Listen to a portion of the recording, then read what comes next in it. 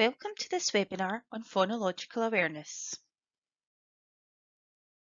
The aims of this session is to provide an introduction to phonological skills development, guidance on principles of quality learning and teaching of phonological awareness, explore the development of phonological awareness through active learning experiences, and go on to explore the links between phonological awareness and phonics. What do I mean when I say the words phonological awareness? Phonological awareness is basically being able to hear and say sounds and sound structures within words. You'll notice I've used the words hear and say and not write. Phonological awareness is completely auditory and oral. It's what the child can hear and what they can say.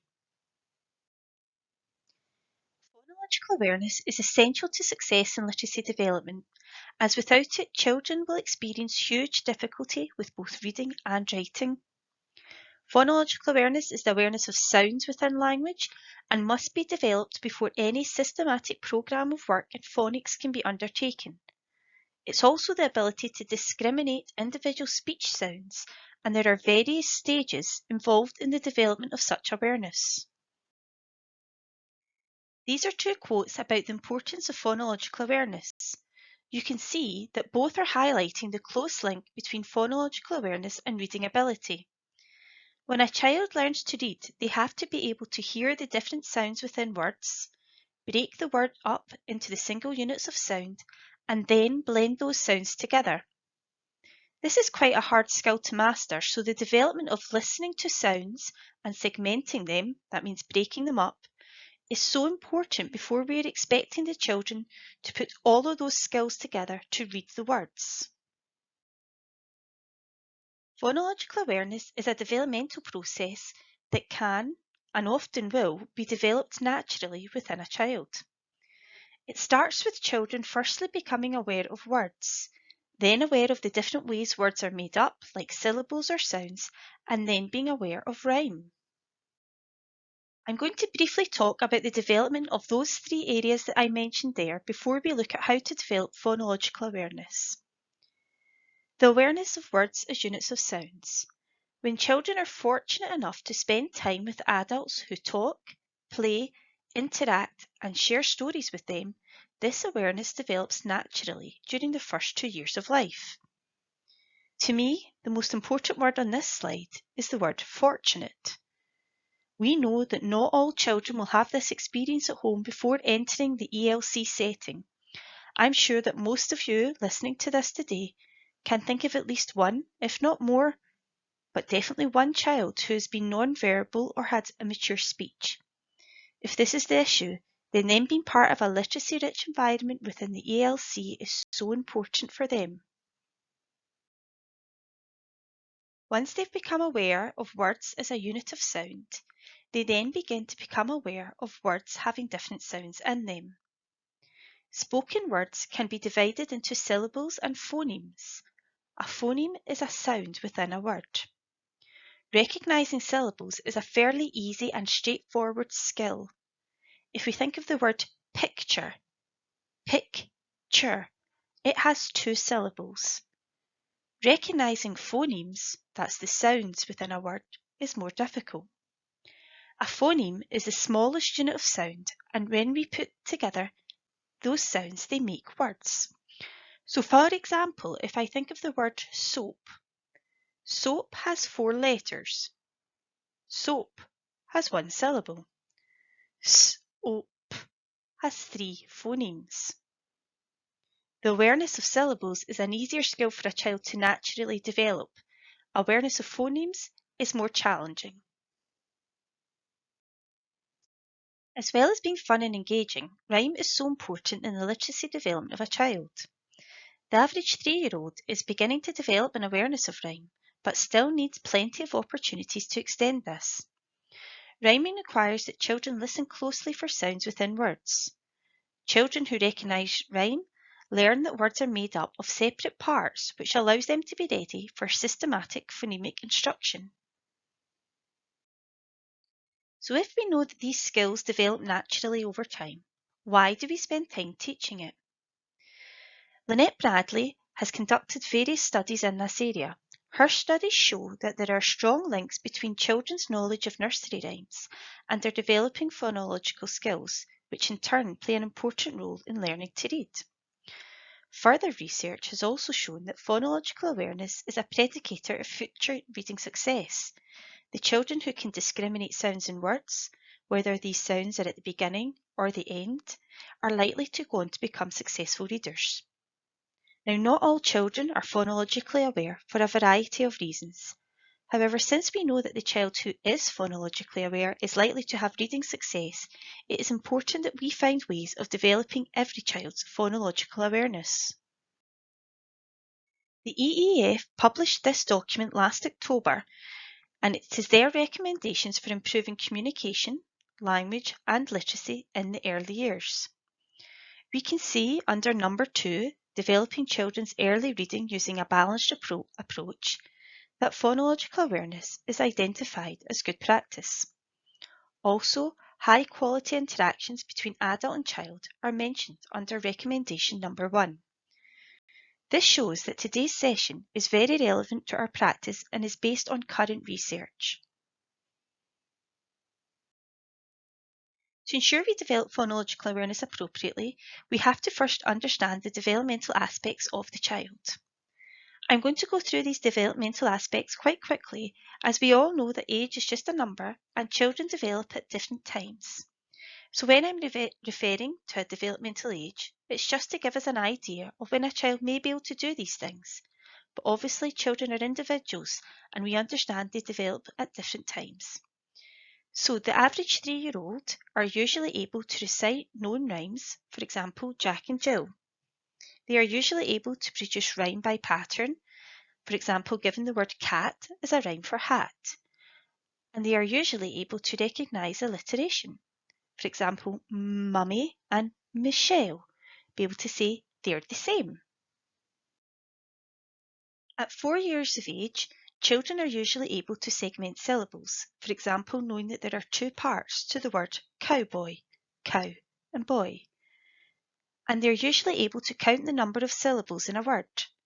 Note that 50% of an average 4-year-old can do this, not all of them, so they will need opportunities to practice it. At 5 years of age, children are usually able to count syllables in words and to count phonemes within words. Fewer than 50% of 5-year-olds can do this, so will need continued support. And by 6 years of age, which is either the end of primary 1 or in primary 2, children are usually able to match the initial phonemes in words, so recognising that shoe and sheep begin with the first same sound. They're usually able to blend 2 or 3 phonemes to make words, like recognising that the sounds d o g make the word dog. They're usually able to count phonemes within our words and to identify rhyming words, like pit rhymes with sit, and divide words by their onset, that's the first phoneme, and the rhyme, that's the rest of the sound. So ball can be divided into b and all. In school, when a child is struggling to retain and use phonemes that they've been taught, it may be because they have not got strong phonological awareness skills, and these skills, for whatever reason, have not developed naturally. Therefore, continuing to develop these skills is essential throughout school for those that need it. Small, short phonological awareness interventions may be beneficial, and the use of phonological awareness activities within a nurture class or small group interventions are very worthwhile. So when working with a small group of children, incorporating some phonological awareness activities can help build the phonological awareness skills of the child. So with all that in mind, we need to focus on how do we get our young learners to that point of being phonologically aware.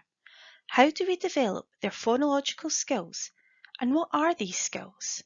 Take a moment to pause the video and reflect on these points.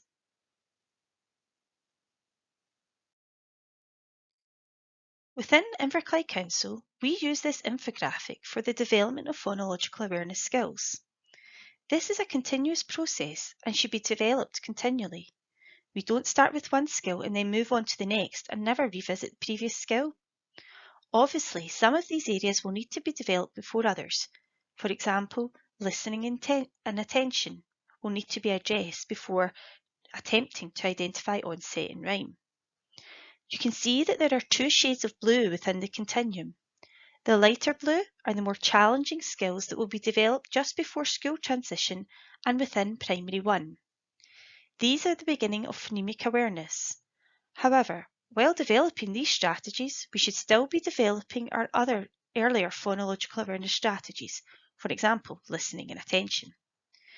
We're going to go through each of them and look at what each skill is and how you can help develop it within your setting. Listening and attention. We know how challenging this skill is. It sounds so simple, but it is mammoth. A great way to develop it is to think maybe about whole body listening and introduce your children to Larry. This is Larry in the picture. He's called Larry the listener, and he listens with his whole body. He uses his eyes to listen by giving eye contact. He uses his lips to listen by staying quiet. He uses his hands to listen by not fidgeting. He uses his feet to listen by staying still. He uses his body to listen by facing the speaker. He uses his brain to listen by thinking about what is said, and he uses his heart to listen by being respectful. Young children love Larry, especially if you can get a wee puppet of him, to model how to listen. I've used Larry in classes from nursery right through to primary 4, and they've all responded well to him. You could have this image displayed, and it can be found online by searching for whole body listening. There's also a song that goes to the tune of Frere Jacques that can be found via Google search. The song, or even using Larry as a prompt, is a great way of beginning story time or group time within the ELC, or to begin learning time if you work with a small group of children in a school. Auditory discrimination is building on the skill of listening. It's about listening closely to sounds and being able to tell the difference between different sounds, any sound that's non-speech. So can the children tell the difference between a car roar and a dog barking? This can be developed when the children are playing. For example, if they are playing with farm animals, making the different animal noises or vehicle noises on a farm. At first, you should try and remember to model this. You may need to think out loud what you can hear and why. For example, saying, "This animal is a cow, so we'll make a moo sound." "This tractor will make a vroom noise. Can you say that with me?" You can then see how, if the children were playing with farm animals, they'd be able to do this and you wouldn't be interrupting their play. It's just a high quality interaction with them that's taking place. Listening walks are also great for developing this skill. Asking the children to stay very quiet and raise their hands if they can hear a noise, and then having to identify that noise. It may be a car or a bird. You could also play Spot the Sound. This would entail having a number of common items, like a musical instrument, a ticking clock, etc., and hiding them behind a screen for the children to guess what the item may be. Building memory muscle is such an important skill that should be continuously done. Think of when you're at high school or college, or even going to the shops or for errands. How many things did you have to remember within your brain? This takes memory muscle, and this muscle is just like your tricep or bicep muscle. It needs to be worked to become strong. Having a strong memory muscle can have huge benefits to young learners. It helps them retain information so they can apply their knowledge and instructions to be able to learn. And it's something that will continually need to be developed throughout their education at all ages. Within the ELC environment and lower primary classes, or with groups of children with poor memory skills, we can focus on developing this memory muscle by asking children to recall items we have shown them or things that they have heard. You can develop this skill in lots of different ways. You could use musical instruments. The adult plays a pattern, for example shaking the tambourine then hitting it, and ask the children to repeat that pattern back to you. This can be built up to a sequence for more challenge. Another game could be the generation style game, showing the children a collection of items, then covering them and asking them to tell you what is there. Again, You can make this easier or harder by reducing or adding to the number of items that you start with. This game can be used with children all ages. Also, pairs games are great for memory muscle. Word boundaries is being able to tell when one word ends and another begins. This is a really important skill that helps develop knowledge of sentence structure within children. This picture shows a great activity for this, jumping in the hoops each time you hear a word in a sentence. Or you could use lily pads and the children could pretend to be frogs. You'll remember at the beginning we talked about developmentally from the age of 2, children should be aware of words. This is now developing that by knowing when one word ends and another begins. This may need to be very exaggerated, as in, I like to play, before it can then be sped up into full sentences spoken clearly and properly. It's a great skill to develop their understanding of sentence structure to prepare them for school and also being able to speak in full sentences. Rhyme awareness and detection is being able to hear the words that rhyme or point out 2 words that rhyme that have the same sound. They do not need to have the same spelling. For example, cot is in a baby's bed and thought. These words rhyme, but they don't have the same spelling. Again, it's all about what the child can hear.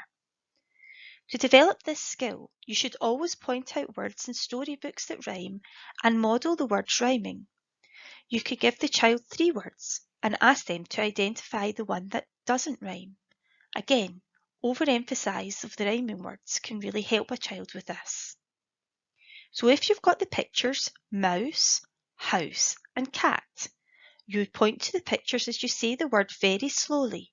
So, mouse, house, cat. If the child cannot identify that cat doesn't rhyme, then you model it for them.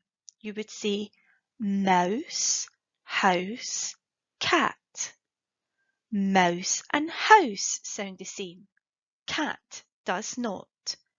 Mouse and house rhyme. Cat does not.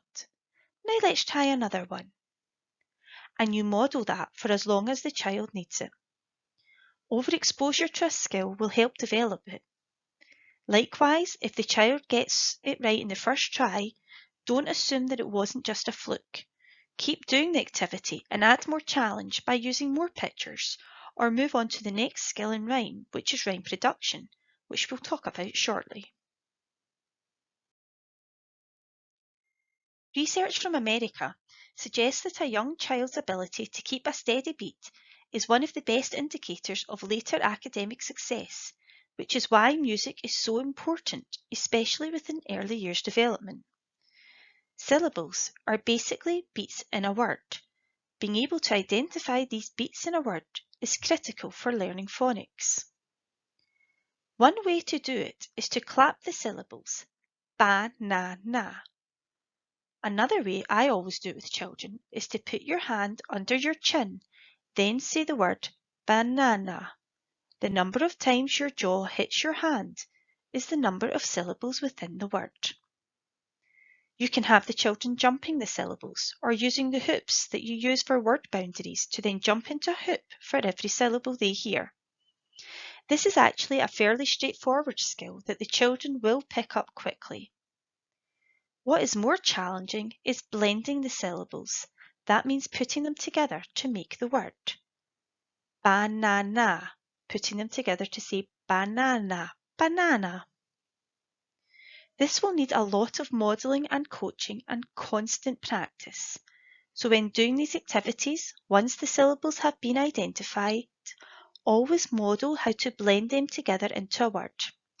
You can even put that word into a sentence to show how it is a word that has a meaning. For example, banana, banana. I like to eat a banana. By adding it into a sentence, you're developing their vocabulary understanding as well. This skill is something that can be incorporated into any learning and play situation.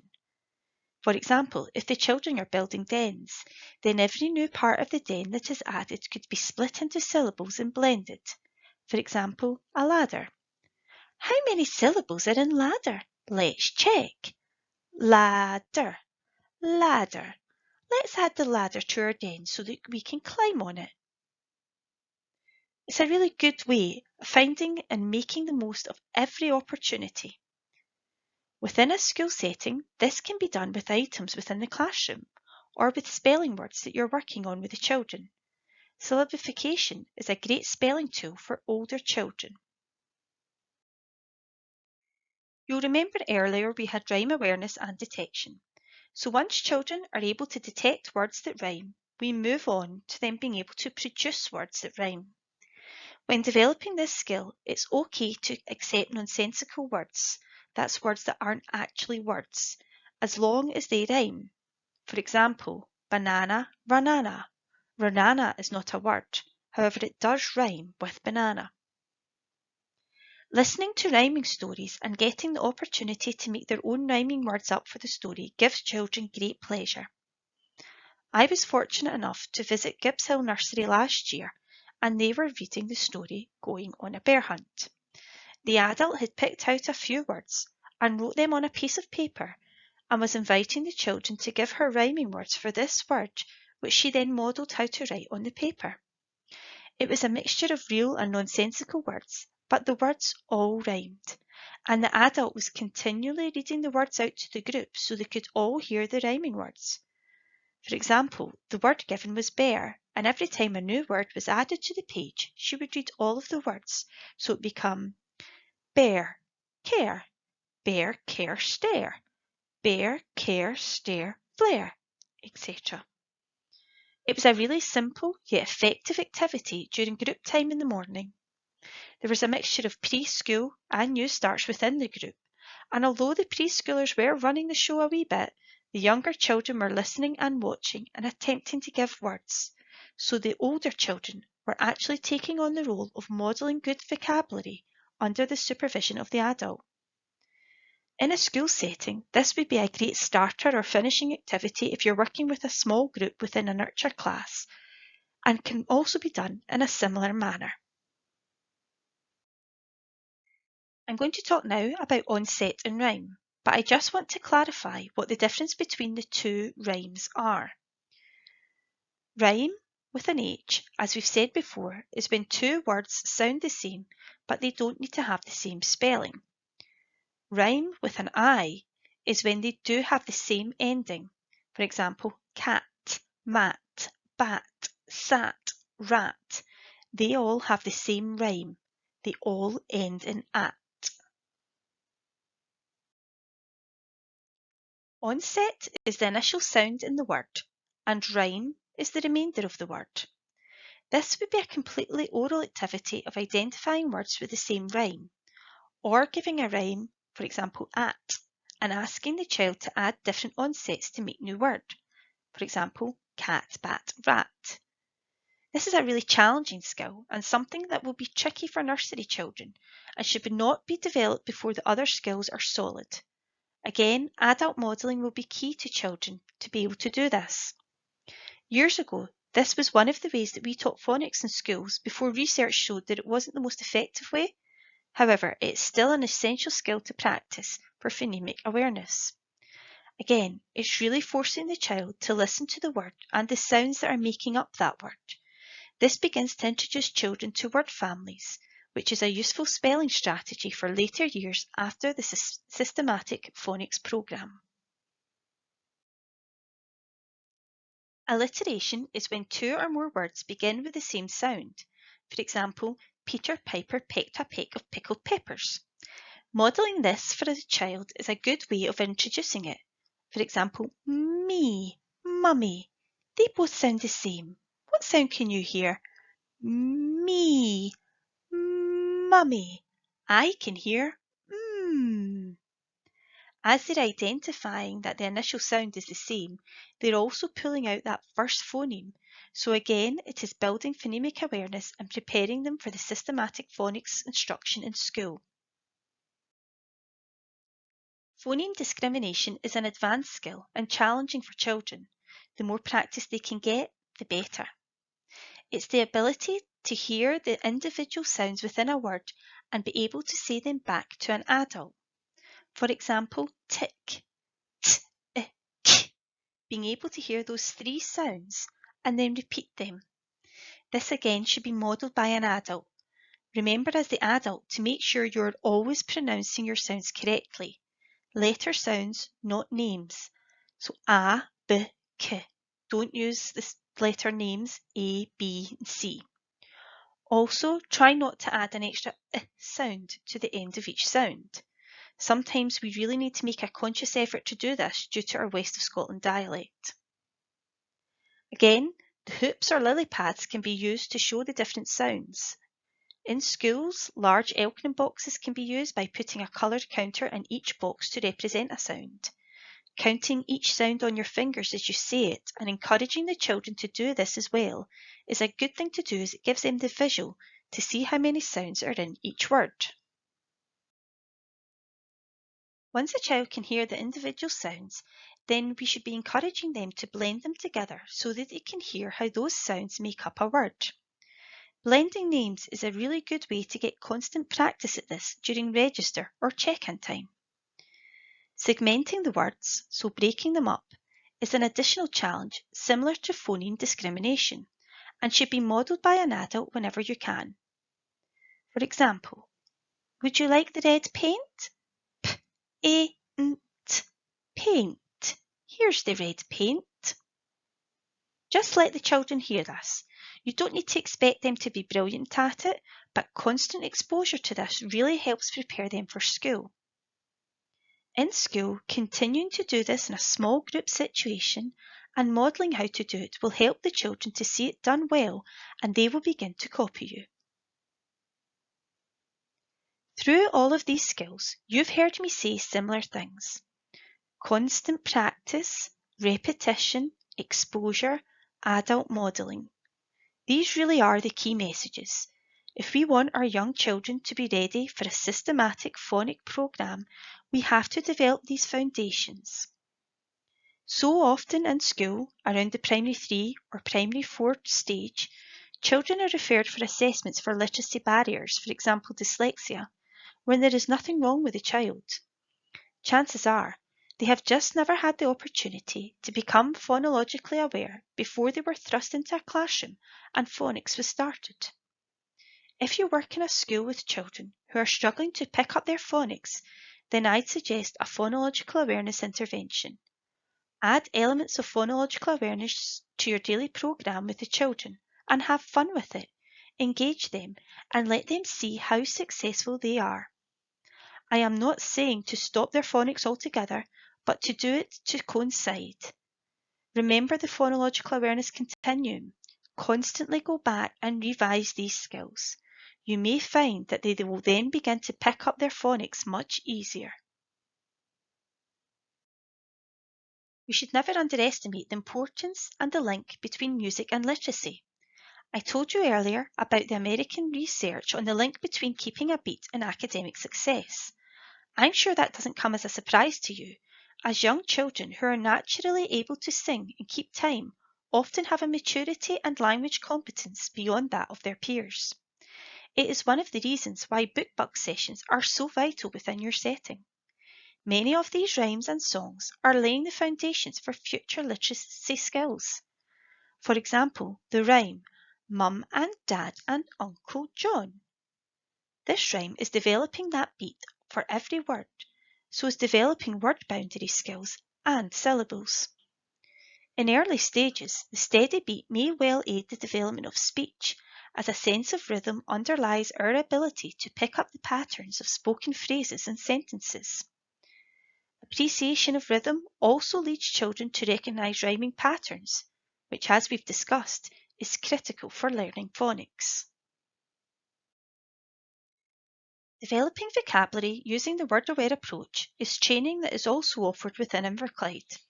This is about developing vocabulary within the ALC setting and into primary 1 and 2 of primary school, as we know that good language is crucial for developing literacy skills. A child who has not benefited from a rich preschool language experience is likely to start school with a more limited vocabulary. We know that this vocabulary gap exists as it is highlighted by the Ready to Read document. There are many children starting school with underdeveloped language, which means that they go on to struggle to access the curriculum. A child with limited vocabulary will probably struggle to comprehend stories, and children with poorer vocabulary are likely to experience less word learning opportunities at home and have less developed word learning skills. Therefore, they will learn and develop vocabulary at a slower rate, so the vocabulary gap continues to widen. Language is important for a child's early success in school, but also for their later life outcomes. Research has shown that vocabulary knowledge is central to children's and adults' success in school and life. A child's early language ability is also a good indicator of their literacy as adults. Children's vocabulary scores at age 5 are associated with their literacy as adults at age 34. Children with poor language skills at age 5 are at a higher risk of experiencing mental health issues at age 34. Children with good language at age 5 are more likely to have higher qualifications and be in employment in adulthood compared to their peers. So what we do now can really make a lifelong impact on our children. These activity cards are made up for each element of phonological awareness. Each card has the theme of phonological awareness on it, the name of the activity, and then an explanation of the activity, followed by differentiated ideas. There are two options on each card: how to scaffold the learner, that's to give to support, and how to challenge the more able. If resources are required for the activity, they are also on the card. The idea is to have each section on a keyring like the left-hand side picture shows. If it was me, I'd have a wee basket with the resources for each set of activities with the keyring in the basket so that it is easy to access and use. You may want to use them as home learning aids and send them home to help parents interact with their child. This was also a key recommendation from the EEF's research. These activity cards are in the Files section of the CMO training team within the Literacy channel, so you can access and download them to use for yourself. Most importantly, remember what we've been discussing. Standalone phonological awareness activities are great and so worthwhile, but we know that children engage and learn better when they're playing. So it's more about you as the adult being aware of all these elements and using them with your interactions with the children daily and at every opportunity. Yes, sometimes it will seem quite contrived, but that's okay. Within a school setting, you can use the phonological awareness activities as starter games and activities when working with small groups. But again, it's about encouraging the children you work with to use all the different elements of phonological awareness to help them with their phonics and reading. So for example, if you're working with older children and they're stuck with a word, encourage them to split it into syllables and then blend and read the syllables. Please take a minute to scan the QR code to complete the very short feedback form. Always remember the privilege that we all have. We get to work with and nurture young children every day and really make a difference in their lives. Thank you for joining me today. I hope you found this useful.